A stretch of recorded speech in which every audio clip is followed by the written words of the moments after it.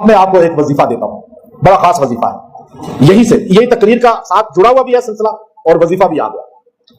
आप मस्जिद बनाते हैं या कोई भी बनाता है, मस्जिद तो बना दी शब भर में, ईमान की हरारत वालों ने मन अपना पुराना पापी था, सदियों भी नमाजी बन न सका।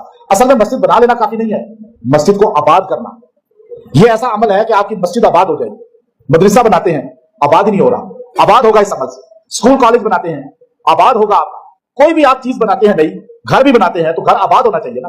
बाद लोग कहते हैं घर बना लिया लेकिन बेआबाद ये अमल करें, हज़रत इब्राहीम अलैहिस्सलाम का अमल है, कुरान ने बताया है। आपने काबतुल्लाह बनाया, काबतुल्लाह की छत नहीं बनाई, खाली दीवारें बनाई। अब काबतुल्लाह की दीवारें बनाकर मट्टी का लेप करके इधर भी पहाड़, उधर भी पहाड़, उधर भी पहाड़, पहाड़ों के बीच में कोई इंसानियत नजर नहीं आ रही, छोटा सा कबीला बस रहा है वहां, बस दिरहम का।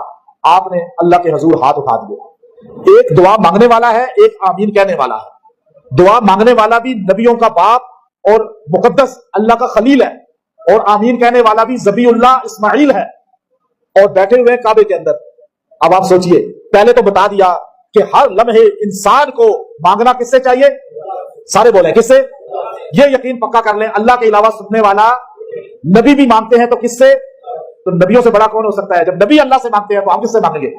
आपने हाथ उठाए, रब्बना वबअस फीहिम रसूलन मिनहुम यतलू अलैहिम आयातिका व युअल्लिमुहुमुल किताब वल हिकमत व युज़क्कीहिम इन्नका अंतल अजीजुल हकीम। आयत नंबर 129 129 सूरह बकरा। आपने दुआ करके फरमाया, रब्बना, ऐ मेरे अल्लाह, काबा बनाना मेरा काम था, दीवारें खड़ी करना मेरा काम था, लेपना इसको मेरा काम था, इस पर सारी मेहनत मैंने की, जो मेरे इख्तियारात में था। मैंने अपने हाथ भी लगाए, पैर भी, अपनी आंखें भी, पूरी बॉडी को इसके लिए वक्फ कर दिया। अपने आप को खाली नहीं बल्कि अपनी बीवी को भी खिदमत में लगा दिया, अपने बेटे को भी खिदमत में लगा दिया। अल्लाह जो मेरे इख्तियार में था वो मैंने कर लिया। अब एक इल्तिजा है, एक दुआ है, वबअस फीहिम, तू इस जगह ऐसा बंदा भेज दे जो आकर इसको आबाद कर दे, इसमें तेरा जिक्र बुलंद करे, तज़किया करे लोगों का, हिकमत की बातें लोगों को बताए। अल्लाह बनाना तूने मुझसे काम ले लिया, अब आबाद करने के लिए मेरी नस्ल में से भेज दे कोई। अब आप देखिए, खाली बना लिया, बड़ा काम नहीं, बल्कि आबाद करने के लिए मेरी नस्ल में से भेज दे। और वो नस्ल में से जो अल्लाह ने भेजा, हमारे आका ने फरमाया, लोगों मैं अपने दादा इब्राहीम अलैहिस्सलाम की दुआ हूं जो काबे के अंदर उन्होंने मांगी थी, और अल्लाह ने मुझे 2500 साल के बाद भेजा है। 2000 साल कम से कम हो गए हमारे नबी, और उनमें 2000 बाद में हो गया, 2500 साल कम से कम, 2500, आज 1400 है 50 के दरमियान, और 4000 साल इब्राहीम अलैहिस्सलाम को हो चुके हैं। तो आप सोचिए 2500 साल बाद दुआ कबूल हुई। और आपने एक काबे में खलील ने हमारे नबी को मांगा, और एक काबे में हमारे नबी ने उमर बिन खत्ताब को मांगा।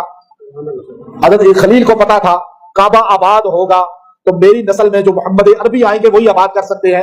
हमारे नबी को पता था काबा क़यामत तक आबाद होगा, जो उमर का नाम लेने वाला होगा, जो उमर का नाम नहीं लेगा वो काबे का मुतवल्ली भी नहीं बन सकता, काबे का तवाफ भी सही नहीं कर सकता।